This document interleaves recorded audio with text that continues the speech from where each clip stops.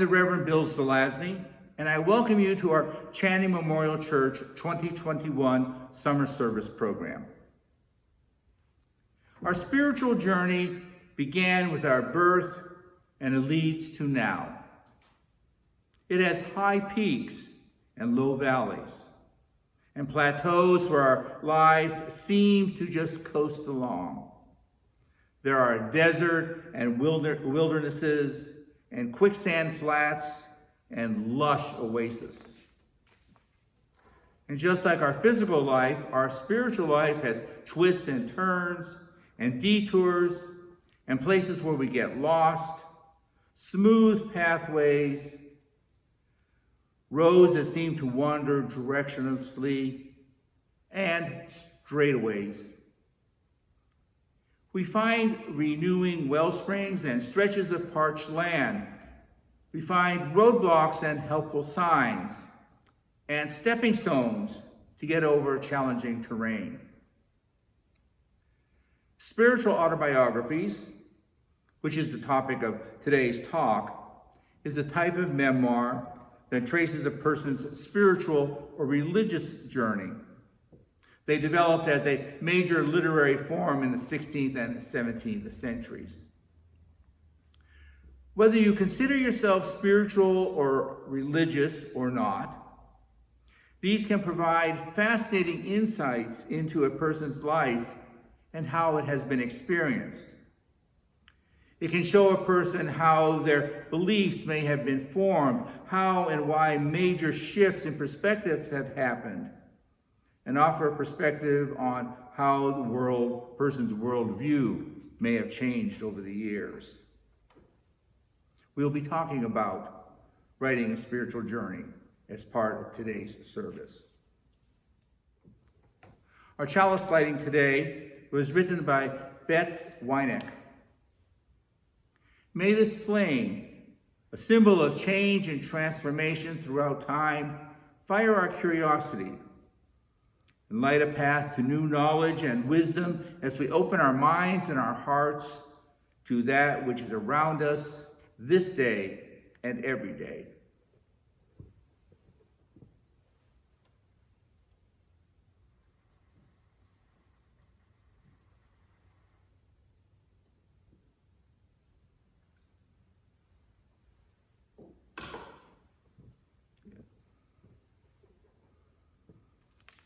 Our presenter for today's service is the Reverend Dr. Judith Campbell.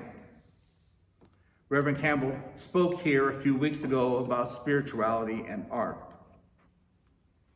Reverend Campbell is a community minister, author, artist, and child book author. She served our congregation in Martha's Vineyard for several years as their minister.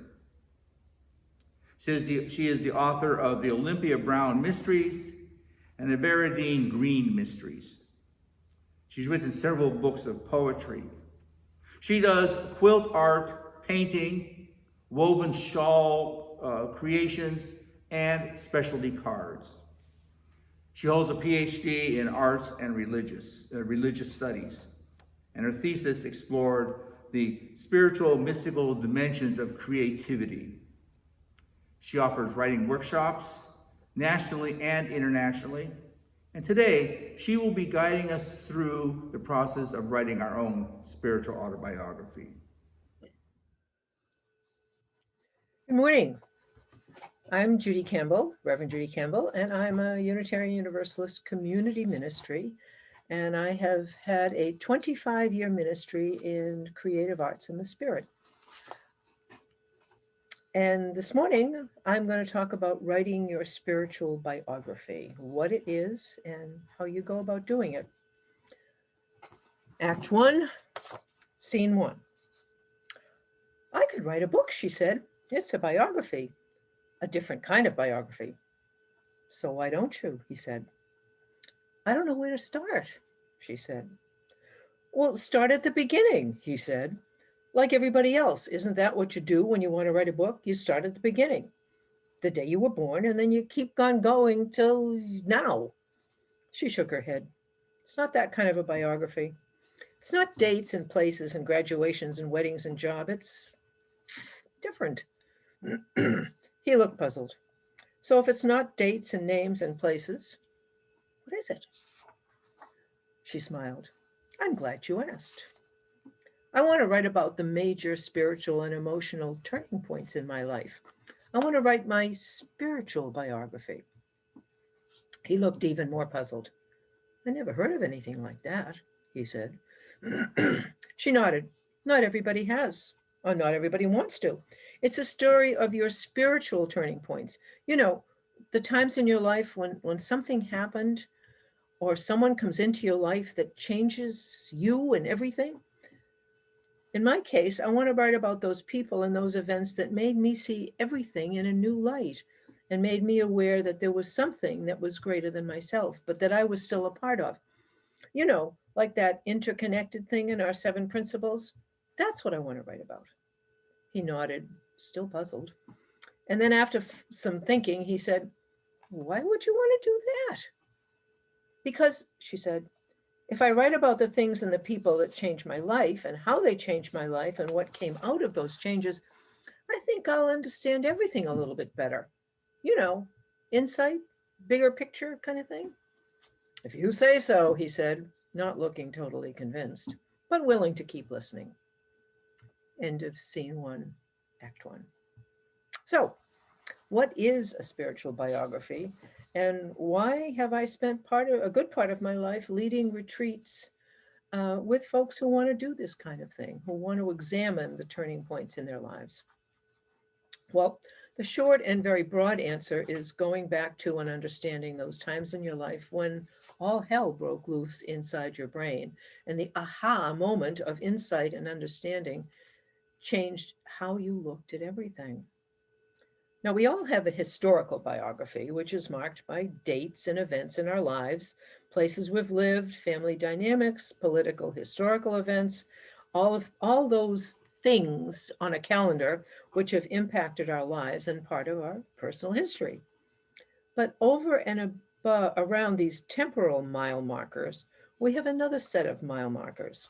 These are our emotional, spiritual turning points or moments of awakening insight that cause us to stop and rethink how we're living our lives then and at that time and from that point on. And once we understand that, taking that information and asking ourselves, how do we give meaning to our lives now? And that's where I come in as the retreat leader or facilitator. My job is to help people revisit those times in their lives and get them into some kind of recordable or referential format. Might be a book, it might be a photo essay, might be a collection of poems, or as one person did, here we are, a collection of family recipes and the remembered meals and the people who were present over her life, the things that gave her meaning, because for her, cooking for others was how she affirmed herself and gave and received love. A spiritual biography is a recollection of the times in your life when you witnessed something or had an outward or an inner experience that made you stop and rethink just about everything. Falling in love is a good one. Becoming a parent, the death of a loved one, witnessing something of unspeakable beauty or horror that may and may not ever heal. These are both the millstones and the milestones and the mile markers of our spiritual journey. They change us. They forever change us. So that if that is the essence of spiritual biography, the next question is, should I or you consider doing it? And if so, where do you begin?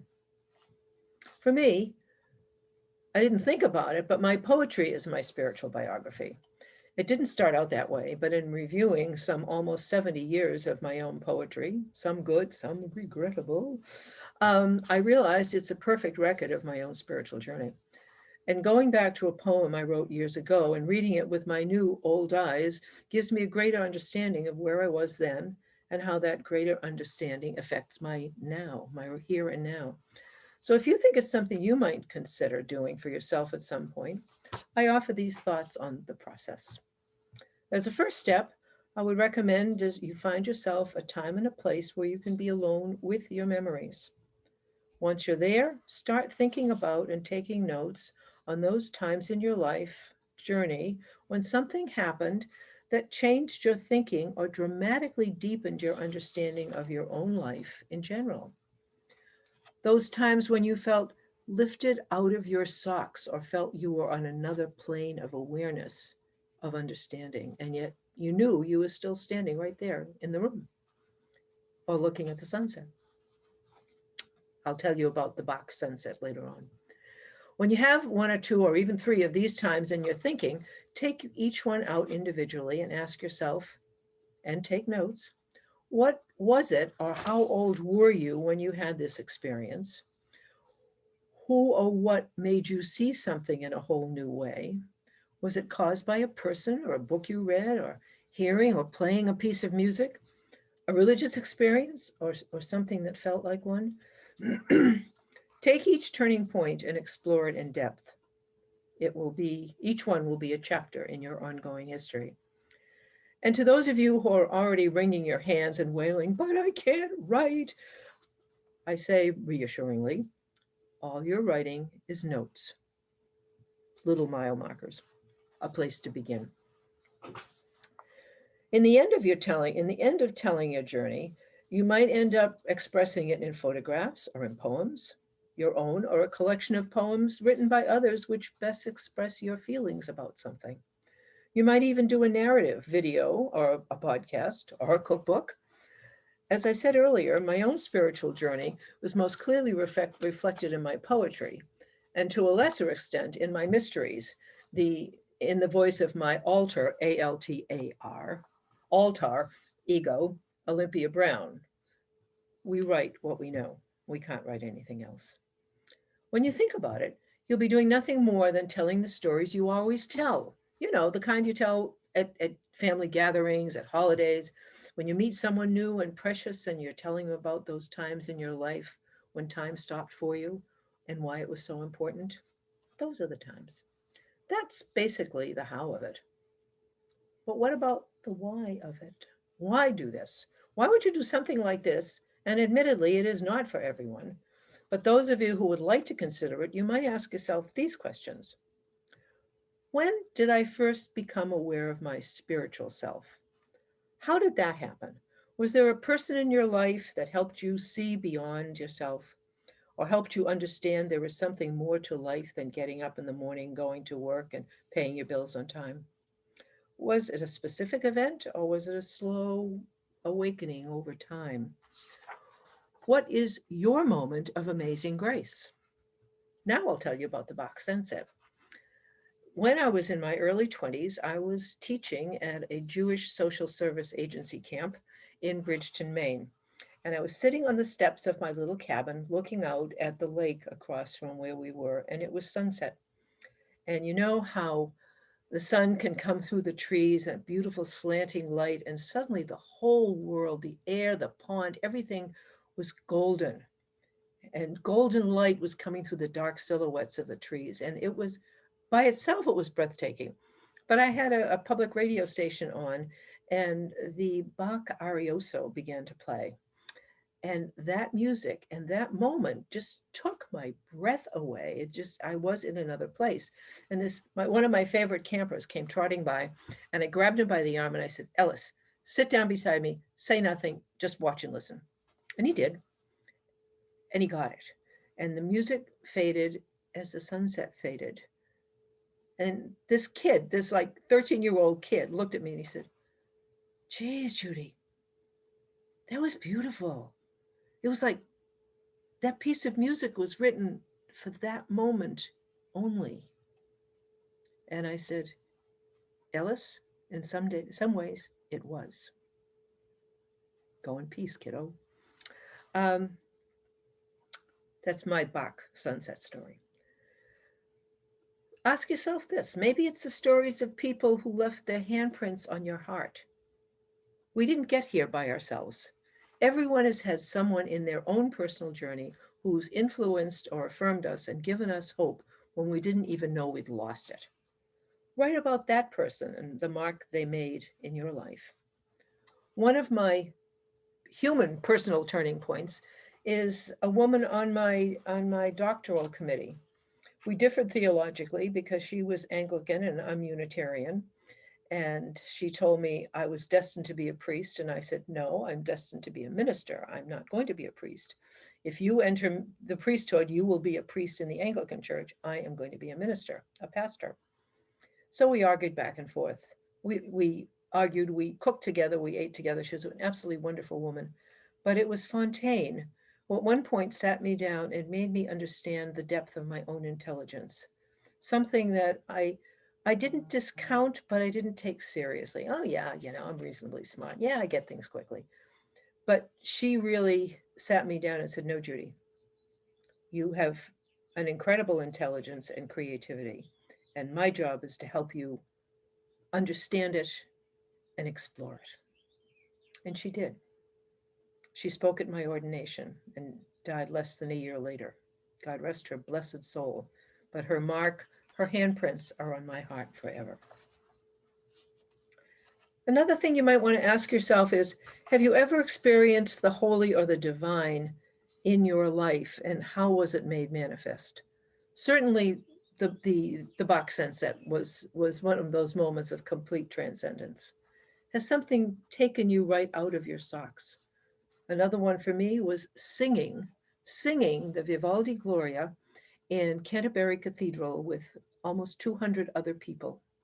Standing there, not allowing my mind to wander for 1 second, singing the most beautiful music. It was one of my favorite pieces in that cathedral that had been standing since the 1300s, hearing the echoes of the sound and being one with the sound and the cathedral and all of the voices and Vivaldi. Everything came alive. And I'll never forget that moment, never in my life. And I feel lifted now, just remembering it. So part of your spiritual journey is becoming aware of those moments and holding on to them. You can't hold on to the moment itself, but you can hold on to the awareness, and you can hold on to the experience. And by the way, this thing on my hand, I have a trigger finger and it's a brace, and the tape is keeping the brace in place in case it's distracting. I apologize. Okay. Having stayed with me thus far, you might be asking yourself, all right, Judy, what next?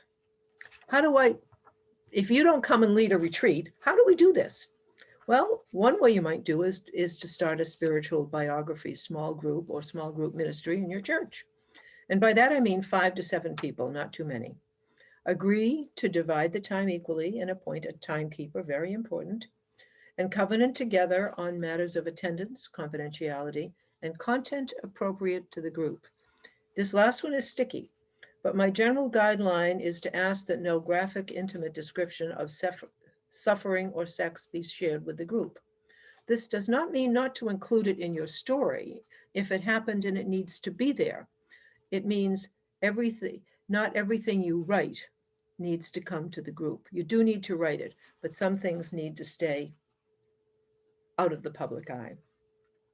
When I teach biography or spiritual biography, one of my mantras is autobiography, spiritual biography is not a vendetta. Creating a spiritual biography is tracking a personal path, your personal path to a greater awareness and the sources of meaning in your own life. It's not taking revenge on the actions of others. If you can't read what you're writing to a trusted friend or family member, by all means write it. It's important to give it validity. But then once you have secured it, you've got it, a tangible record of it, all I can say is look at it and do no harm. Okay, do no harm.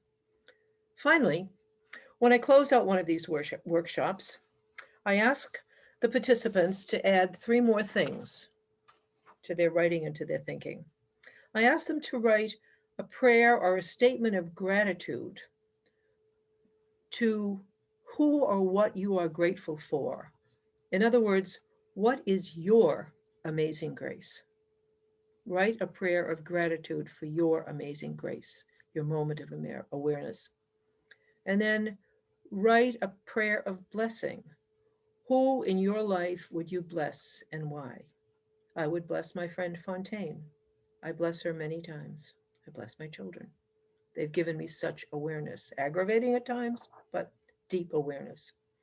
And finally, I will ask you whether or not you write a spiritual biography, but take some time and write a prayer of blessing to and for yourself. Bless yourself. Find your strengths and celebrate them. Find what gives life meaning for you, what gives your life meaning, and make room for it in your life. May it be so. Thank you for staying with me this morning. I hope that you'll think about this. I want to thank Reverend Bill for inviting me, and you can get more information on my website. He will have it for you. And I hope you'll do this. God bless you all. Go in peace and write.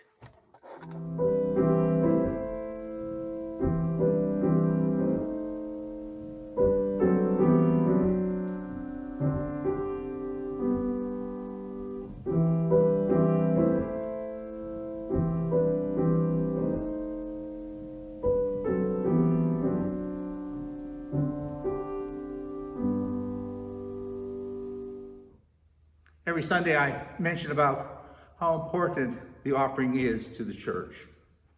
Our Sunday service programs and all of our programs here at Channing Church are possible because of the financial gifts given to the church through our members, our friends, and our supporters. Please help and support this church by going to our website, www.channingchurch.org. Scroll down that home page until you get to the Give tile. Click on that tile and then follow directions where you can make a one-time or multiple-time offering.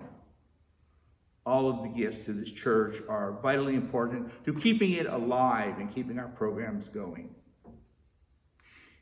If you have found this service and our other services interesting and meaningful, please come back next week. And also, let a friend know about these services and Channing Church and invite them to go to our website, www.channingchurch.org, to find out more about us, about our programs, and about Unitarian Universalism. As we go through our life and go through our everyday living, may we hear the melody of life and find ourselves singing harmony. May we feel it in our bones and feel the rhythm of life pulsing us along. And may we find ourselves dancing. So be it.